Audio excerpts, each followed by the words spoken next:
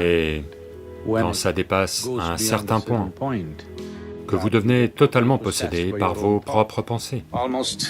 Près de 90% de la souffrance humaine ne réside que là. C'est mon souhait et ma bénédiction que vous devez sortir de la prison de votre propre mental et connaître la beauté de la création.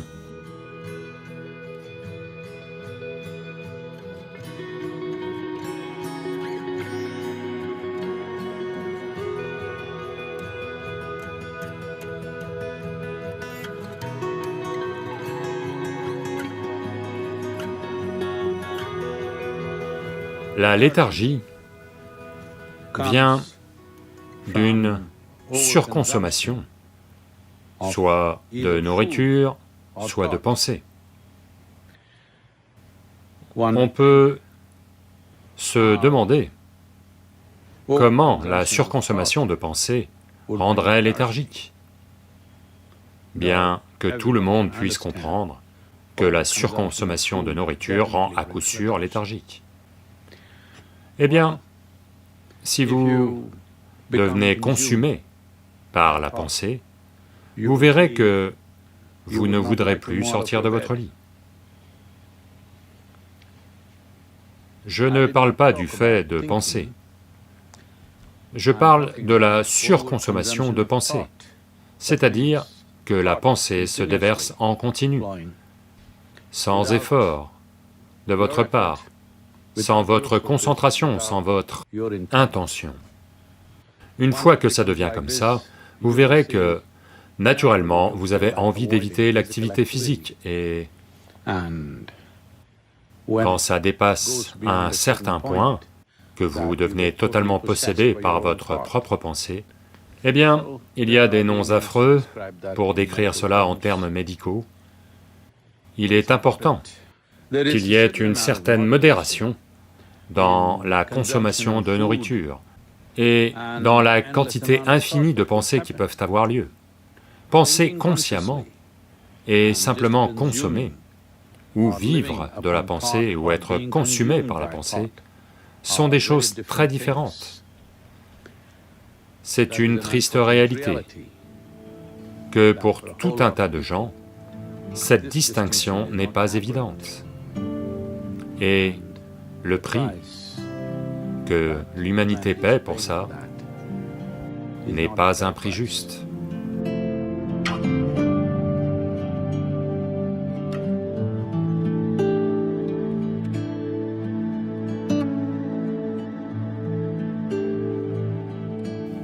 Les conclusions que vous tirez dans votre mental vont sérieusement entraver votre capacité à faire l'expérience de la vie. Plus vos conclusions sont fortes, plus vous vous identifiez à elles, plus la réalité psychologique que vous avez semble existentielle. Près de 90% de la souffrance humaine ne réside que là. Vous prenez votre drame psychologique pour une réalité. C'est votre film, vous pouvez le jouer comme vous voulez. Si vous êtes un bon metteur en scène, vous en feriez ce que vous voulez. Autrement, ça a lieu au hasard. Eh bien, voici la réalité de l'existence, à quel point est-elle belle. Mais la plupart des gens choisissent de vivre dans leur mental, parce qu'ils ont tiré des conclusions fortes, et l'endroit où ils vivent n'est plus un choix. Il est temps que vous viviez sur cette planète, fassiez l'expérience de la beauté de la création, et aussi de la présence du Créateur dans cette création. Prêtez simplement assez d'attention à chaque aspect de la création et vous verrez la présence de la source de la création en lui. Voilà ce dont vous devez faire l'expérience. Le drame psychologique est votre fabrication. C'est trop dérisoire, comparé à la dramaturgie existentielle qui a lieu ici. Il est temps que vous en profitiez, c'est mon souhait et ma bénédiction, que vous devez sortir de la prison de votre propre mental et connaître la beauté de la création. L'aspect fondamental, l'aspect le plus fondamental auquel vous devez veiller est de ne pas tirer de conclusions. Si vous ne tirez pas de conclusions, les portes de votre mental ne se fermeront pas.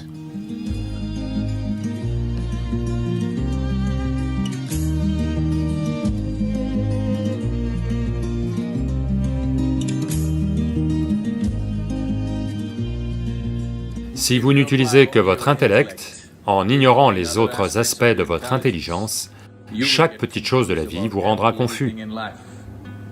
Parce que l'intellect est un instrument tranchant, c'est comme un couteau. Si vous voulez disséquer, c'est un bon instrument. Mais si vous essayez de coudre avec un couteau, vous allez être réduit en lambeaux. Eh bien, cela est l'expérience de la plupart des êtres humains en ce moment. Ils utilisent un instrument tranchant pour coudre, pour assembler des choses. Eh bien, plus vous faites d'efforts, plus les êtres humains seront en 1000 morceaux en eux-mêmes. Il fut un temps où ils ont divisé le monde, puis ils l'ont divisé de plus en plus. Vous avez vu cela, il fut un temps où les gens pouvaient vivre ensemble. Il y avait des familles en Inde où il y avait 400, 600 personnes d'une même famille vivant dans une même maison. Puis petit à petit, c'est devenu juste les parents et les enfants et petits-enfants. Maintenant, les grands-parents sont un peu devenus un problème, donc on les envoie ailleurs.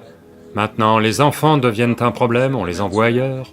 Et petit à petit, mari et femme vivent dans des maisons séparées et se voient le week-end. Pas seulement ça, en vous-même, vous vous êtes divisé en beaucoup de gens en vous découpant en morceaux. Parce que c'est le processus de la dissection. Si vous n'utilisez que votre intellect pour toutes les dimensions de la vie, c'est là que vous allez en arriver. Un jour, vous allez devenir schizophrène, oui. Donc, il est important que les autres dimensions de l'intelligence prennent vie en vous.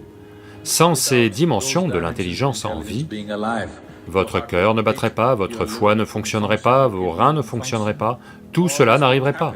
Cela n'est pas le fait de votre intellect. Donc, il y a des dimensions d'intelligence en vous qui doivent être explorées et rendues vivantes dans votre nature consciente.